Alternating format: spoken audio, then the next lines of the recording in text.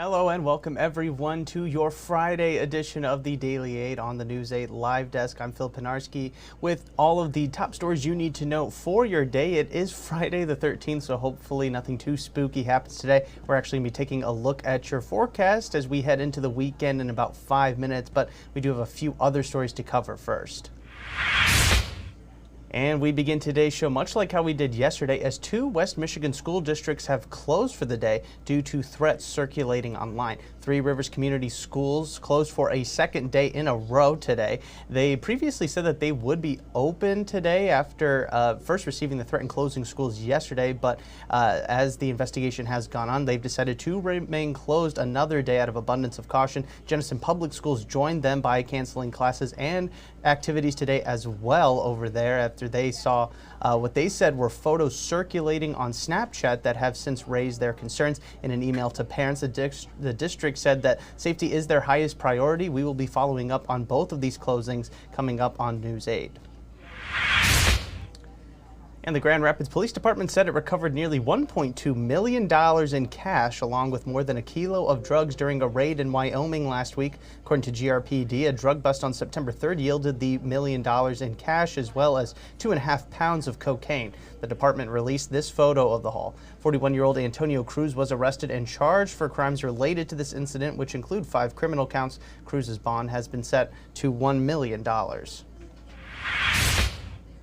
And we head to the east side of the state for this next story. A Michigan art dealer has been sentenced to more than 5 years in prison after pleading guilty to scheming clients out of millions of dollars. Wendy Halstead Beard of Birmingham pled guilty to for wire fraud, for a multi-year scheme in which she is said to have sold artwork without the owner's knowledge and also taken money from buyers without delivering those promised pieces. The Detroit News also said that she stole about $3.5 million in photographs and ill-gotten profits during that multi-year scheme. Beard will now have to pay more than $2 million in restitution along with that 5-year prison sentence.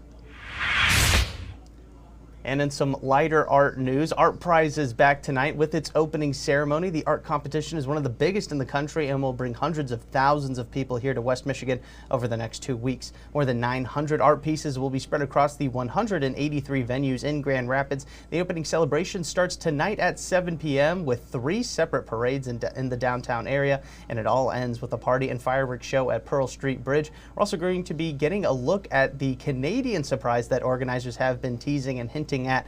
That will all be announced later tonight, so even more reason to head on down there and enjoy ArtPrize.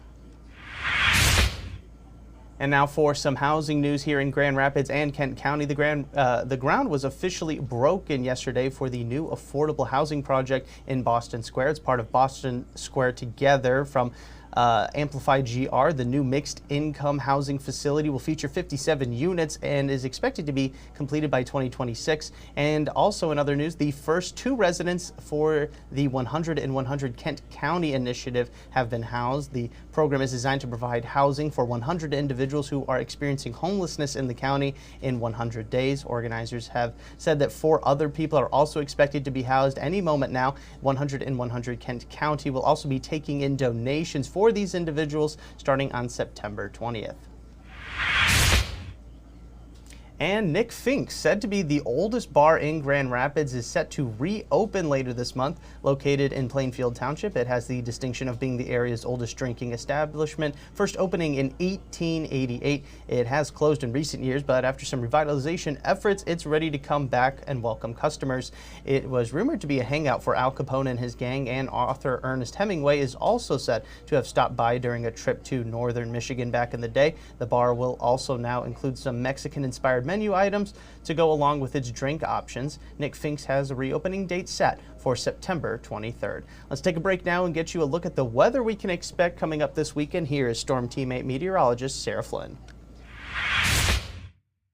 And good morning, West Michigan. Another quiet weather pattern ahead of us. We do have a little bit of cloud cover moving into our vicinity, but overall mostly sunny skies will be the theme. Temperatures today will top off in those mid-80s, really just more sunshine in the mix, a touch less humid and a touch cooler than yesterday for reference.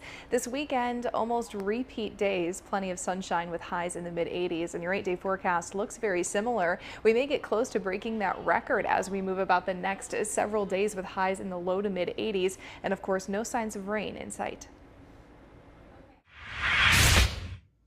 All right, thanks, Sarah. And we end today's show getting ready for week 3 of Football Frenzy. It's back again starting tonight. Our sports team will be hard at work bringing you scores and highlights from 22 games across our area, including our 3 spotlight games, which you can see right there. South Christian takes on West Catholic, Forest Hills Eastern travels to Unity Christian, and Constantine will battle it out with Schoolcraft.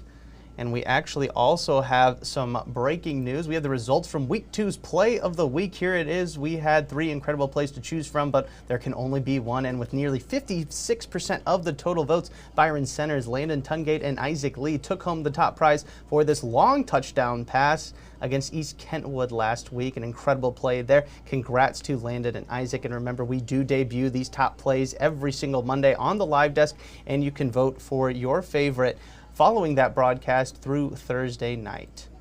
And we can't forget about the Football Frenzy tailgate this morning. Teresa, George, Matt, and Tom joined the students of Grand Rapids Public School at Ottawa Hills as they were able to bring in tons and tons of food for the greater Southeast Grand Rapids community. We don't have official numbers yet, and we're going to be bringing you those once we do get them coming up later today. But an incredible showing from the school there, and definitely always the best part about Football Frenzy, in my opinion. All right, well, hopefully that got everybody excited for football as we have a pretty big weekend here in Michigan at the high school, collegiate, and professional level. I know I'm going to be stuck at the TV all weekend long watching football. That is going to do it for us today here on the Daily 8. But don't worry, we'll be back again on Monday with 8 more stories that you need to know for your day. I'm Phil Penarski, and I want to thank everybody so much for tuning into this latest edition of the News 8 Live Desk.